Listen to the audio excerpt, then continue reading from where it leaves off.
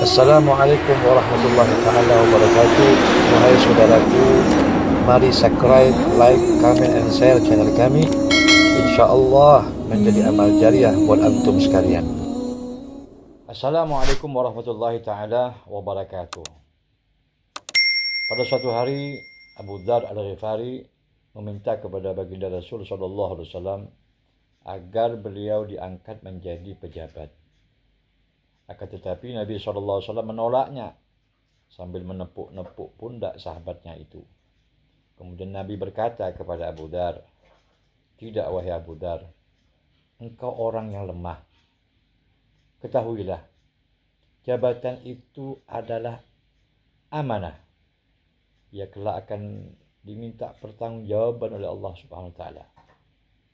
Ia kelak di hari kiamat merupakan kehinaan dan penyesalan, kecuali bagi orang-orang yang memang mendapatkan yang betul-betul dan benar-benar melaksanakan tugas dan kewajibannya."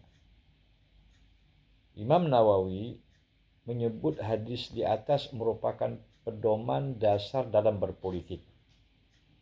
Politik dapat menjadi sumber petaka bagi orang yang tidak mampu dan tidak bertanggung jawab. Sebaliknya, kata beliau, kata Imam Nawawi, politik dapat pula menjadi ladang pengabdian dan amal saleh yang subur bagi orang-orang yang mampu dan bertanggung jawab. Politik kekuasaan bukanlah sesuatu yang buruk.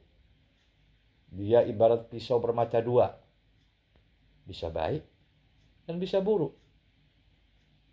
Ia menjadi baik dengan 3 syarat seperti yang disebut dalam hadis di atas. Yang pertama, apabila kekuasaan tadi berada di tangan orang yang tepat. Kedua, diperoleh dengan cara yang benar. Dan yang ketiga, dipergunakan untuk sesuatu yang bermanfaat demi kemakmuran dan kesejahteraan rakyat.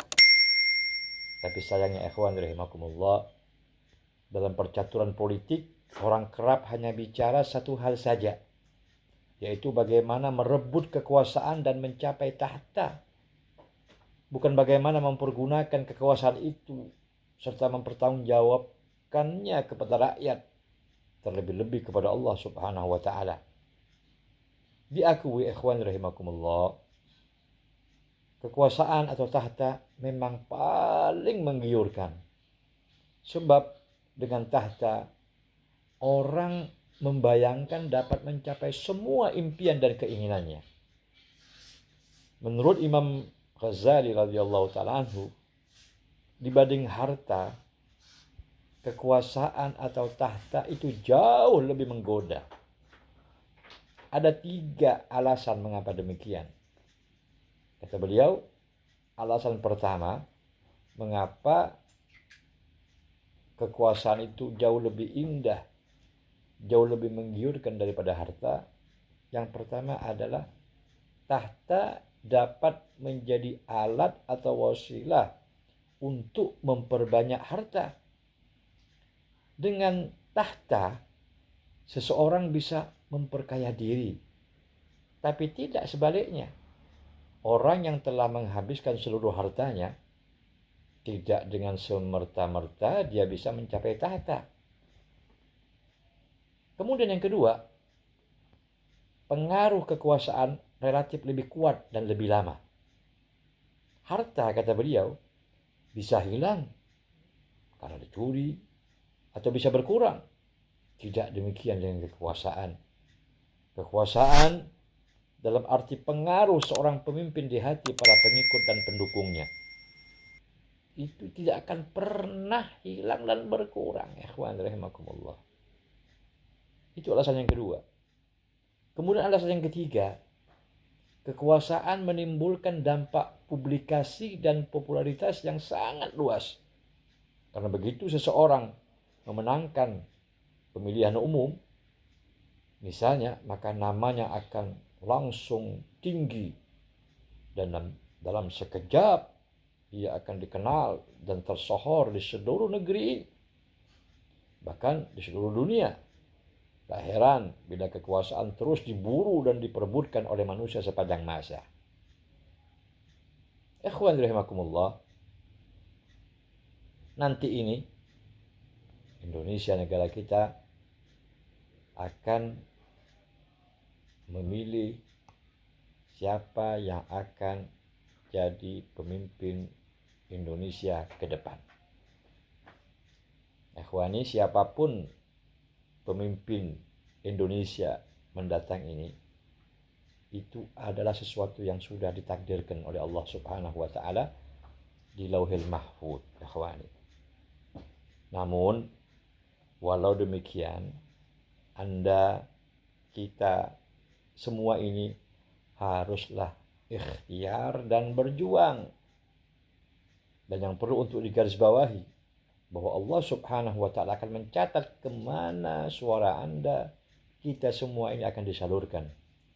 Kemana suara Anda akan berpihak.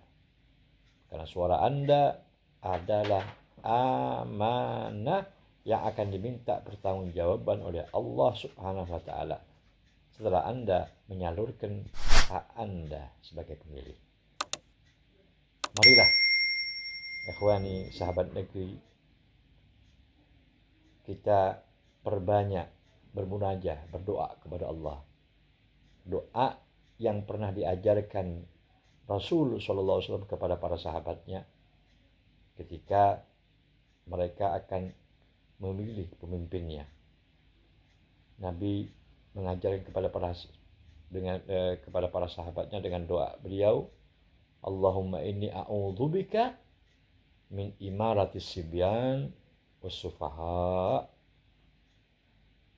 Yang artinya, ya Allah, sungguh kami berlindung kepadamu ya Allah dari pemimpin yang kekanak-kanaan dan pemimpin yang bodoh. Dalam riwayat, para sahabat bertanya kepada Nabi tentang pemimpin yang kekanak-kanaan dan bodoh. Nabi menjawab, in ata'tumuhum halaktum wa in asaitumuhum ahlakukum. Jika kamu taat kepada mereka, maka engkau akan binasa. Dan jika engkau tidak taat kepada mereka, maka mereka akan membinasakan kalian. Rasul sallallahu alaihi wasallam khawatir akan pemimpin yang seperti ini, apalagi kita. Bagaimana dengan Anda, ikhwan rahimakumullah? Mudah-mudahan ini bermanfaat dan menjadi acuan kita ke depan kemana suara kita akan kita salurkan. Mudah-mudahan Allah Subhanahu wa taala memberikan kita semua pemimpin yang adil, yang soleh, yang baik, sehingga dapat membawa negeri kita Indonesia ini menjadi negeri yang makmur, aman, sentosa.